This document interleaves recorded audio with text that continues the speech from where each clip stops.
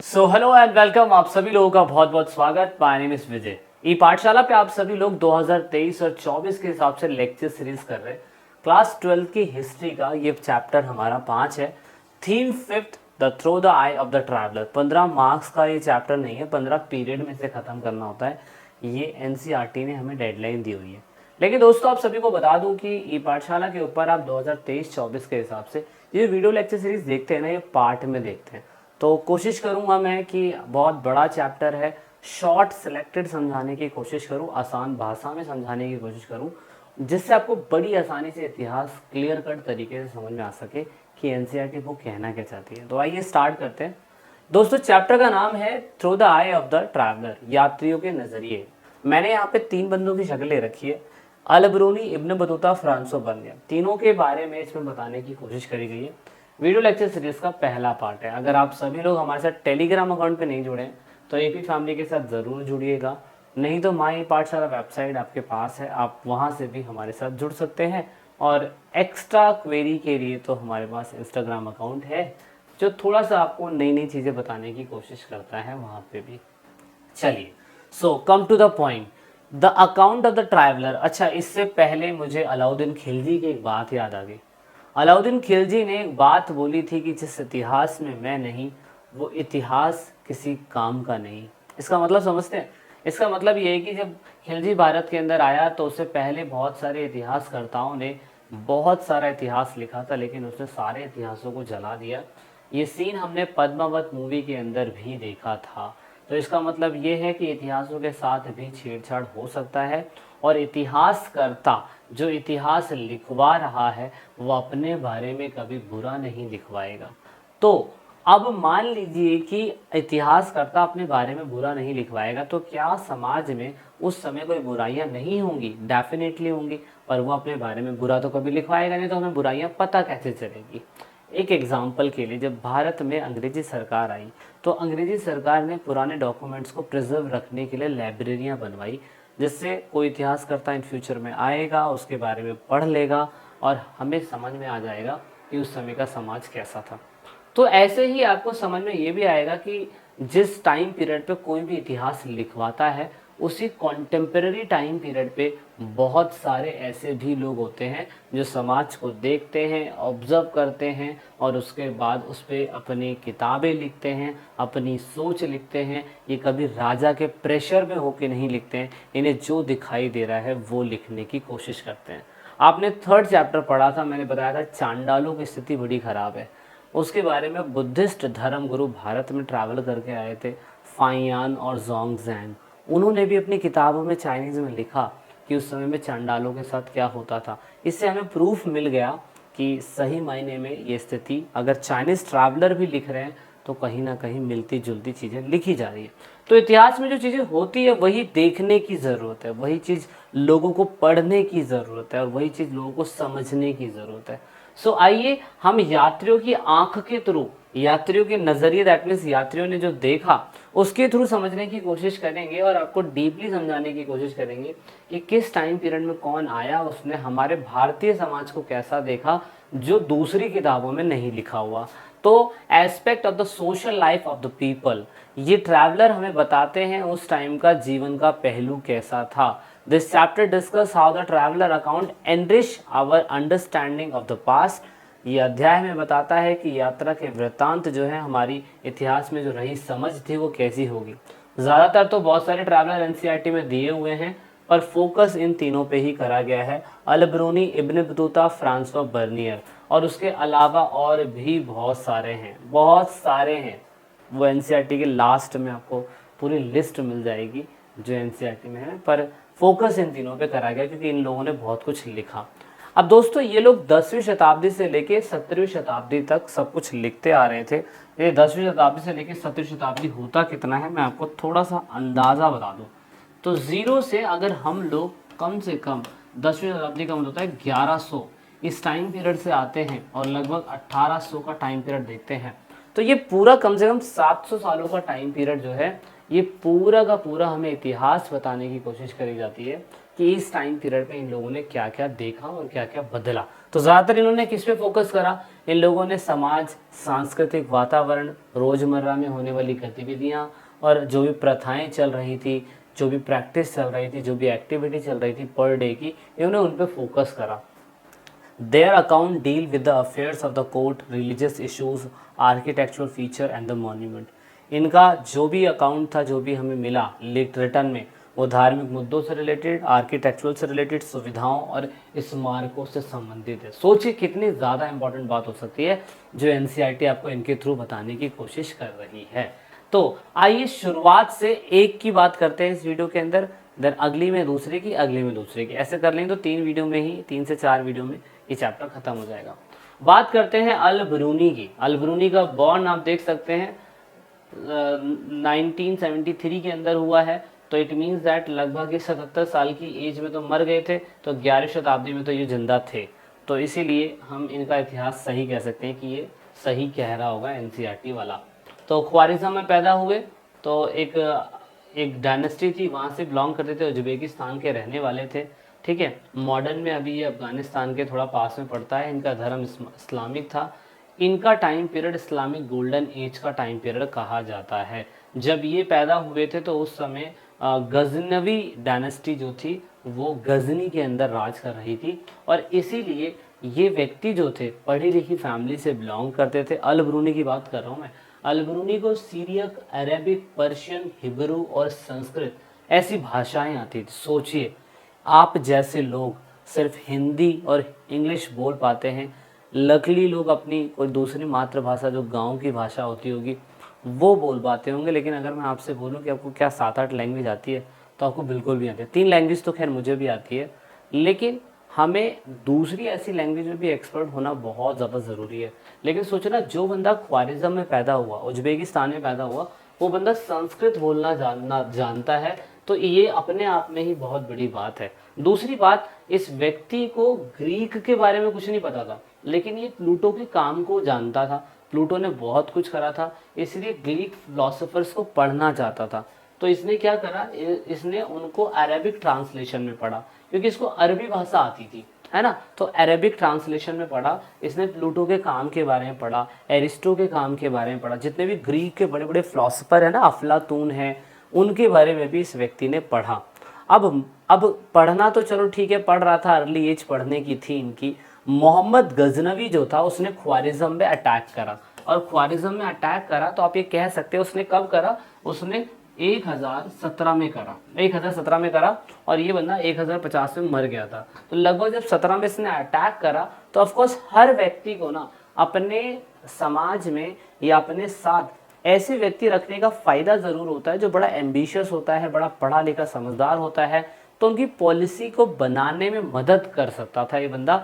इसी वजह से मोहम्मद गजनवी जो था, जब उसने ख्वारिज़म में अटैक करा तो उसने अल बरूनी को अपने अंडर में रख लिया। अब ख्वारिज़म पूरी तरीके से किसका हो गया, ख्वारिज़म पूरी तरीके से मोहम्मद गजनवी का हो गया। मोहम्मद गजनी, इसलिए गजनवी डायनेस्टी का किंग बोला जाता है इसे। और ख्वारिज़म पे जब इसने अटैक करा तो अल बरूनी इसके अंडर में आ गया। तो ख्वारिज़म, मैंने जैसा कहा, आज का अफगानिस्तान, उज्बेकिस्तान इस प्लेस से पड़ता है। तो ये जितना भी आपको रेड रेड दिखाई दे रहा है ये उस समय का ख्वारिज़म था।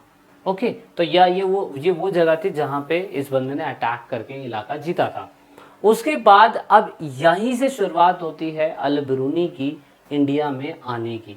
1017 में उसने ख्वारिज़म में अटैक करा तो अल बरूनी उसका गुलाम बन गया। अब यहाँ पे why and when did the Al Biruni came to the India, ये हमारे लिए बहुत बड़ा क्वेश्चन है। तो इसने क्या करा, जब गजनवियों ने पंजाब और सिंध के आसपास के प्लेस पे अटैक करना चालू कर दिया, तो उस टाइम पीरियड पे अल बरूनी गजनवियों के साथ भारत में आ गया। और भारत, आपको पता है पंजाब जो है भारत का ही हिस्सा है। तो when he got the chance to Indian texts and Indian religion and the philosophy, और वहीं से ही ये बंदा हमारे जब टच में आया भारत के, तो यहाँ से पंजाब के लिटरेचर, पंजाब का धर्म, पंजाब का नहीं भारत का धर्म, भारत की संस्कृति, भारत के टैक्सेस, भारत का कल्चर, भारत का ट्रेडिशन, ये सब इसने पढ़ना चालू करा, और यहाँ से इसको मौका मिलना शुरुआत हो गई।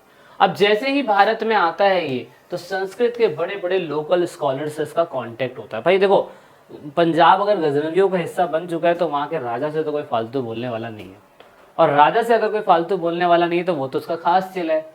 अलबरूनी जो है उसके अंडर में काम करने वाला है, तो अलबरूनी जो खाने की कहेगा, जिससे मिलने की कहेगा, जिससे पढ़ने के लिए कहेगा, जिसको जो भी कुछ कहना चाहेगा, तो ऑफ कोर्स यहाँ पे कोई प्रॉब्लम होने वाली नहीं है। अब प्रॉब्लम नहीं होने वाली है तो आप ये नोटिस कर सकते हैं कि यहाँ से संस्कृत इन्होंने पढ़ी, और संस्कृत पढ़ने के बाद ये पूरे पंजाब के या नॉर्दर्न इंडिया के पार्ट में इन्होंने ट्रैवल करा। इन्होंने अलग अलग इन्फॉर्मेशन ढूंढनी चालू करी और इन्होंने एक बुक के अंदर लिखा। इन्होंने उस बुक का नाम किताब अल हिंद रखा। किताब अल हिंद के अंदर इन्होंने 80 चैप्टर को डिवाइड कर दिया। सोचो, इन्होंने वो सारी चीज़ें देखी जो ये देख सकते थे, वो सारी चीज़ें पढ़ी जो ये पढ़ सकते थे, और इन्होंने अल हिंद किताब के अंदर 80 चैप्टर डाल दिए। किताब अल हिंद बुक अभी लोकल मार्केट में आपको नहीं मिलेगी, लाइब्रेरी में देखने को मिल सकती है, ऑनलाइन आप देख सकते हैं या ढूंढेंगे मार्केट के अंदर तो मे भी शायद से आपको मिल जाए। बहुत ही सुनहरी किताब है, बहुत ही इंपॉर्टेंट किताब है अल बरूनी के जीवन की। तो अल बरूनी यहाँ पे लिखा है what was the main objective of written the book. भाई ऑब्जेक्टिव क्या था, बस ऐसे ही लाइफ में कुछ करना है। तो इन्होंने इन सारी बुक के अंदर क्या क्या रखा, उन्होंने रिलीजन के बारे में पढ़ाया, उन्होंने फिलोसफी के बारे में, फेस्टिवल के बारे में, एस्ट्रोनॉमी के बारे में, अल्केमी के बारे में, मैनर एंड कस्टम के बारे में, social life, weight, measurement system, iconography, law and metrology, measurement of law बोलते हैं इसे। तो ये सब इस बंदे ने इसके अंदर रखा। हालांकि और भी हो सकता है, पर एनसीईआरटी सारी चीज़ें थोड़ा लिखेगी, 80 के 80 विषय थोड़ा लिखने बैठ जाएगी। बस उसने बताया कि इसने ऐसा नहीं जो तुम आप मैथ, साइंस, संस्कृत पढ़ते हो, बायोलॉजी, ज्योग्राफी, हिस्ट्री ये सब पढ़ते हो, ये सब नहीं बताया। इसने समाज में उन चीज़ों को देखा जो हमारी नज़रें नहीं देख सकती थी, जैसे फेस्टिवल किस तरीके से मनाया जाता है, लोगों का रिलीजन बिलीफ कैसा था, ये सब इस बंदे ने बनाने की कोशिश करी। अब जब इसने किताब लिखी थी तो उसमें इसने मैथमेटिकल अप्रोच अपनाई। मैथमेटिकल अप्रोच का मतलब ये होता है कि इसने जो भी चीज़ कंपेयर करा, इसने दूसरी कंट्री से कंपेयर करा, और दूसरा हर एक मैथमेटिकल अप्रोच में आंसर करने से पहले क्वेश्चन होता है, तो इसने हर किसी का एक क्वेश्चन बनाया, जब आंसर लिखा या उत्तर दिया तो इसने उसको कंपेयर करके दूसरी कंट्रियों के अंदर कंपेयर करके इसने इसको आंसर देने की कोशिश करी। He was familiar with the translation and adoption of Sanskrit, Pali, Prakrit texts into the Arabic. ये बंदा संस्कृत सीख चुका था, अरेबिक इसको पहली आती थी। पाली टेक्सेस को, प्राकृतिक टेक्सेस को, संस्कृत टेक्सेस को इसने अरेबिक में ट्रांसलेट करा और उसमें पढ़ने की इसने कोशिश शुरू कर दी। Work on the astronomy and the medicine, he also critical about the way in which these texts were written and clearly wanted to improve them. जब ये मेडिसिन के बारे में और एस्ट्रोनॉमी के बारे में पढ़ रहा था इंडिया के अंदर, तो उसने उसकी आलोचना करी। उसने बताया कि जिस तरीके से लिखे हुए, जिस तरीके से इनको पब्लिश करा गया है या छापा गया है, उनका एक गलत तरीका है, उसमें इम्प्रूवमेंट होने की ज़रूरत है, ऐसा इसका मानना है। अब एनसीईआरटी के हिसाब से और आपके हिसाब से यही है कि जब अल बरूनी भारत में आया होगा तो अल बरूनी को इंडिया के इतिहास को समझने के लिए क्या क्या दिक्कतों का सामना करना पड़ा होगा, यानी कि क्या क्या बैरियर उसके सामने आए होंगे। तो पहला बैरियर बताया जाता है लैंग्वेज को लेकर, क्योंकि जब भारत में आया तो उसको हिब्रू, संस्कृत आती, मतलब संस्कृत तो खैर आती नहीं थी, हिब्रू आती थी उससे, है ना। अब संस्कृत नहीं आती तो आप खुद सोचो कि वो कैसे समझ पाएगा कोई चीज़।